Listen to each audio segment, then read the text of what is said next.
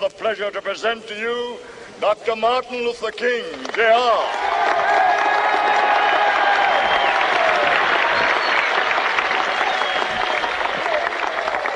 I am happy to join with you today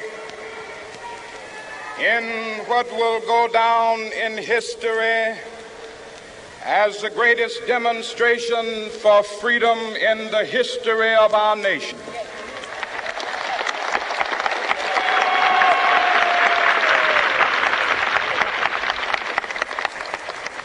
Five score years ago, a great American in whose symbolic shadow we stand today signed the Emancipation Proclamation. This momentous decree came as a great beacon light of hope to millions of Negro slaves who had been seared in the flames of withering injustice. It came as a joyous daybreak to end the long night of their captivity. But 100 years later, the Negro still is not free.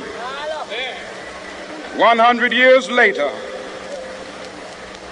the life of the Negro is still sadly crippled by the manacles of segregation and the chains of discrimination. 100 years later, the Negro lives on a lonely island of poverty. I have a dream that one day this nation will rise up and live out the true meaning of its creed. We hold these truths to be self-evident, that all men are created equal.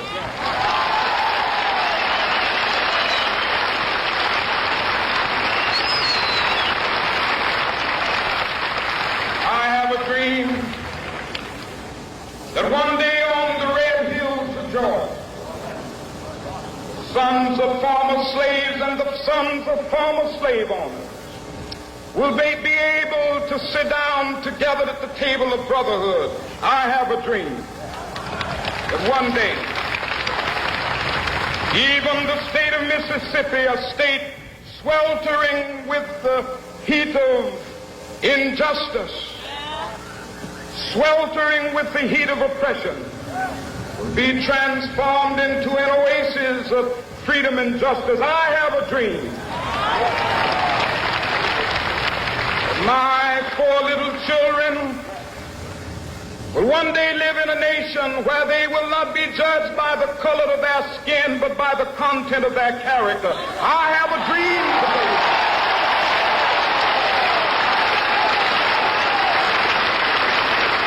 I have a dream that one day, down in Alabama, with its vicious racists, with its governor having his lips dripping with the words of interposition and nullification. One day right there in Alabama, little black boys and black girls will be able to join hands with little white boys and white girls as sisters and brothers. I have a dream today.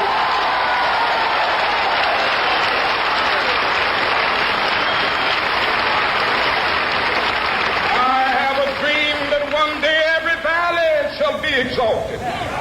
Every hill and mountain shall be made low, the rough places will be made plain, and the crooked places will be made straight, and the glory of the Lord shall be revealed, and all flesh shall see it together. This is our hope. This is the faith that I go back to the South with. With this faith, we will be able to hew out of the mountain of despair a stone of hope. With this faith, we will be able to transform the jangling discords of our nation into a beautiful symphony of brotherhood. With this faith, we will be able to work together, to pray together, to struggle together, to go to jail together, to stand up for freedom together, knowing that we will be free one day.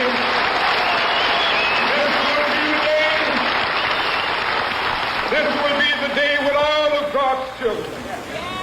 be able to sing with new meaning, my country, tears of thee. Sweet land of liberty, of thee I sing. Land where my fathers died, land of the pilgrim's pride. From every mountainside, let freedom ring. And if America is to be a great nation, this must become true. And so let freedom ring. From the prodigious hilltops of New Hampshire, let freedom ring. From the mighty mountains of New York, let freedom ring. From the heightening Alleghenies of Pennsylvania, let freedom ring. From the snow-capped Rockies of Colorado, let freedom ring. From the curvaceous slopes of California. But not only that, let freedom ring from Stone Mountain of Georgia. Let freedom ring from Lookout Mountain of Tennessee. Let freedom ring from every hill and molehill of Mississippi, from every mountainside. Let freedom ring, and when it happens,